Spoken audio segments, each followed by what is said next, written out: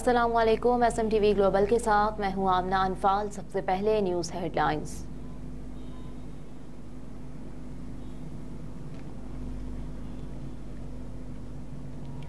आम इंतखाबात, DROs और रिटर्निंग अफसरान की ट्रेनिंग का आगाज। इलेक्शन कमीशन के सीनियर अफसरान डिस्ट्रिक्ट रिटर्निंग अफसरान और रिटर्निंग अफसरान को ट्रेनिंग दे रहे हैं। रिटर्निंग अफसरान को इंतखाबी अमल, इंतखाबी कवानीन और दीगर इंतजामी उमूर पर ट्रेनिंग दी जाएगी। 142 DROs को चारों सूबाई हेडक्वार्टर्स में 16 दिसंबर को एक रोज़ा ट्रेनिंग दी जाएगी। पंजाब के 40, KP के 36, बलोचिस्तान के 36, सिंध के 30 DROs शामिल होंगे। रिटर्निंग अफसरान को डिविजनल लेवल पर इंतखाबी ट्रेनिंग दी जा रही है।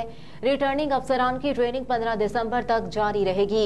इलेक्शन कमीशन के मुताबिक पंजाब के 441, KP के 160, सिंध के 191 और बलोचिस्तान के 67 ROs ट्रेनिंग में शरीक हैं, जबकि मुल्क भर के तमाम हलकों पर तैनात 859 रिटर्निंग अफसरान को इंतखाबात के अमल की तरबियत दी जा रही है।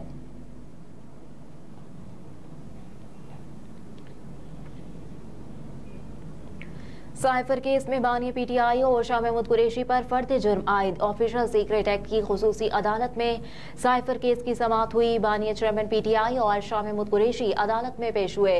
अदालत ने चालान पढ़ा कर सुनाया। अदालत ने कहा कि 3 इल्जामात के तहत फर्द जुर्म आयद की गई। साइफर को जलसे में लहराया गया और इसके मंदरजात को ज़ेर बहस लाया गया। बतौर वज़ीर आज़म और बतौर वज़ीर ख़ारजा साइफर को वज़ारत ख़ारजा को वापस ना भेजा गया।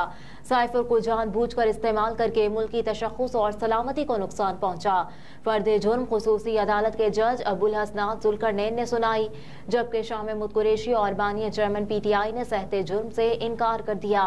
FIA के स्पेशल प्रोसिक्यूटर्स शाखावर और जुल्फ़िकार अब्बास नकवी, जबकि बानी PTI के वकील उस्मान गुल और शाह महमूद कुरैशी के वकील बैरिस्टर तैमूर मलिक भी अदालत में पेश हुए। साइफर केस की समाअत कल तक मुलतवी कर दी गई।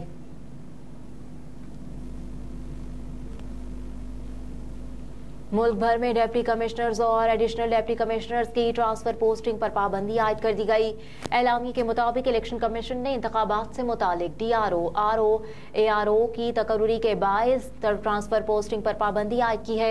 इलेक्शन कमीशन ने सेक्रेटरी एस्टेब्लिशमेंट और चारों चीफ सेक्रेटरीज को मरासला जारी कर दिया।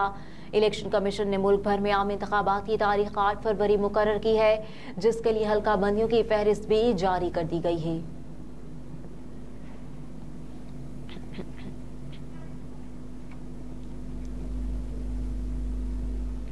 लाहौर में मुस्लिम लीग नून के कायद और साबिक वज़ीर आज़म नवाज शरीफ ने कहा है कि उनके साथ जो हुआ सो हुआ, लेकिन सजा पाकिस्तान को मिली और वो इंतकाम नहीं चाहते, लेकिन हिसाब लेना तो बनता है, क्योंकि हिसाब ना लिया गया तो मुल्क के साथ खेल बंद नहीं होगा। पार्लिमानी बोर्ड के इजलास से खिताब में नवाज शरीफ बोले, अल्लाह का शुक्र अदा करता हूँ जिसने मुझे जाली मुकदमात से बरी किया। इन मुकदमात में जान नहीं थी, इनका खोखलापन हाई कोर्ट में साबित हुआ। जब इनको पानामा में कुछ नहीं मिला तो अकामा निकाल लिया। वो मुझे सजा देना चाहते थे, कुर्सी से उतारना चाहते थे और पानामा इसकी इजाजत नहीं देता था। कहा कि जजेस की तरफ से सिसिलियन माफिया और गार्ड फादर जैसे रिमार्क्स दिए गए। क्या जजेस को ऐसे रिमार्क्स डिसेब देते हैं कि किसी को सिसिलियन माफिया कहें? हमने लंदन से दरख्वास्त की है कि हम अदालत में पेश होने आ रहे हैं। हमने कहा हमारे आने पर सजा दी जाए, लेकिन उन्होंने पहले ही सजा सुना दी।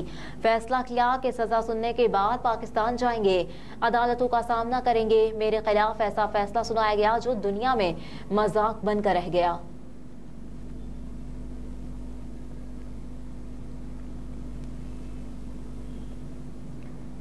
अफगानिस्तान से तुर्कम के रास्ते जदीद अमरीकी असलहा स्मगल करने की कोशिश नाकाम बना दी गई।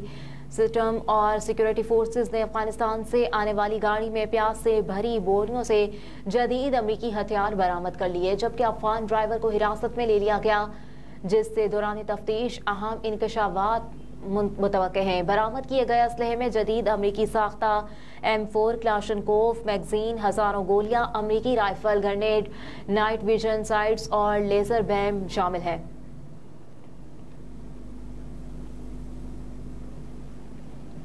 सिविलियंस के फौजी अदालतों में ट्रायल कलअदम करार देने का फैसला मुअत्तल। जस्टिस सरदार तारिक मसूद की सरबराही में 6 रुकनी लार्जर बेंच ने समाअत की। जस्टिस अमीनुद्दीन खान, जस्टिस मोहम्मद अली मजहर, जस्टिस हसन अजहर रिजवी, जस्टिस मुसर्रत हिलाली और जस्टिस इरफान सादत खान बेंच का हिस्सा थे। जस्टिस सरदार तारिक मसूद ने रिमार्क्स दिए कि हम इस मामले पर फैसला जारी करेंगे, जो कि थोड़ी देर में सुनाया जाएगा। ख्वाजा हारिस ने कहा कि आर्मी एक्ट की शिकें किस आइन के शिक के तहत गैर आइनी है। फैसला इस बारे में खामोश है। FB अली केस में फौजी एक्ट की शिकों को बरकरार रखा गया और सुप्रीम कोर्ट में 17 रुकनी फुल कोर्ट ने भी 21वीं तरमीम केस में FB अली केस को दुरुस्त करार दिया। सुप्रीम कोर्ट का एक 9 रुकनी बेंच फैसले में कह चुका कि जुर्म का ताल्लुक फौज से हो तो फौजी अदालत में ट्रायल हो सकता है, जिसके बाद अदालत ने फरीकेन के दलाइल सुनने के बाद फौजी अदालतों में सिविलियंस के ट्रायल मुअत्तल करने के हुक्म पर इम्तना देने पर फैसला महफूज कर लिया, जो कुछ देर बाद सुनाया जाएगा। अदालत ने सिविलियंस के फौजी अदालतों में ट्रायल का कलअदम करार देने का 23 अक्टूबर का फैसला मुअत्तल कर दिया, जो अदालत ने 5-1 से सुनाया।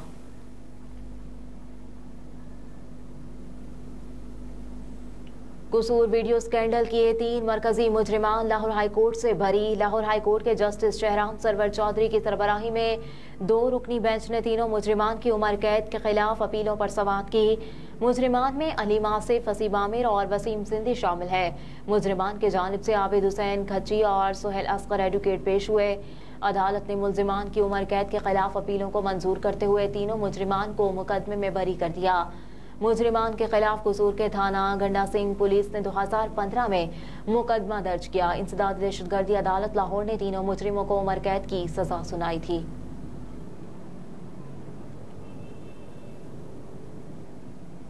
सूबाई दारुल हुकूमत लाहौर में स्मोक की सूरत हाल में कमी आ गई। फजाई आलूदगी के एतबार से दुनिया में 6ठे नंबर पर आ गया। आज लाहौर में स्मोक की औसत शरह 194 रिकॉर्ड की गई। माल रोड के इलाके का एयर क्वालिटी इंडेक्स 392, DHA का IQI 395 रिकॉर्ड किया गया। महकमा मौसमियात के मुताबिक शहर का कम से कम दर्जा हरारत 7 जबकि ज्यादा से ज्यादा दर्जा हरारत 21 डिग्री सेंटीग्रेड रिकॉर्ड तक जाने की तवक्को है, जबकि बारिश का कोई इम्कान नहीं। उधर सर्दी की शिद्दत में इजाफा होते ही शहरियों ने गर्म मलबूसात का इस्तेमाल शुरू कर दिया।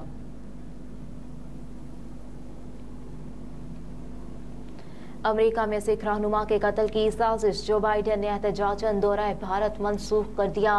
गैर मुल्की मीडिया के मुताबिक अमरीकी इंतजामिया की जानिब से सदर जो बाइडेन के दौरा भारत की मनसूखी का फैसला अमरीका में सिख रहनुमा के कत्ल की साजिश के इल्जाम के बाद किया गया। अमरीकी सदर ने यौम जमहूरिया की तकरीबात में शिरकत के लिए भारत रवाना होना था। नरेंद्र मोदी ने जो बाइडेन को भारतीय यौम जमहूरिया की तकरीब में बतौर मेहमान खुसूसी मदऊ किया था। गुज़िश्ता माह अमरीकी इंटेलिजेंस एजेंसियों ने सिख रहनुमा के कत्ल की भारतीय साजिश को बेनकाब किया था। कनाडा भी सिख रहनुमा हरदीप सिंह निज्जर के कत्ल से मुताल्लिक भारत से तहकीकात का मुतालबा कर रहा है।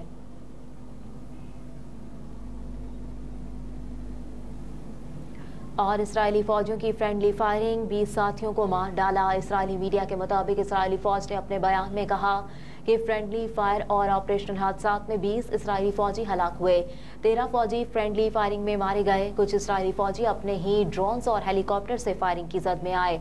इसराइली फौज के मुताबिक कुछ इसराइली फौजी टैंक के फायर की जद में भी आए। गजा की जमीनी लड़ाई में अब तक 105 फौजी मारे गए। हेडलाइंस आप जान चुके। न्यूज स्टूडियो से फिल वक्त इतना ही। आप देखते रहिए SMTV ग्लोबल।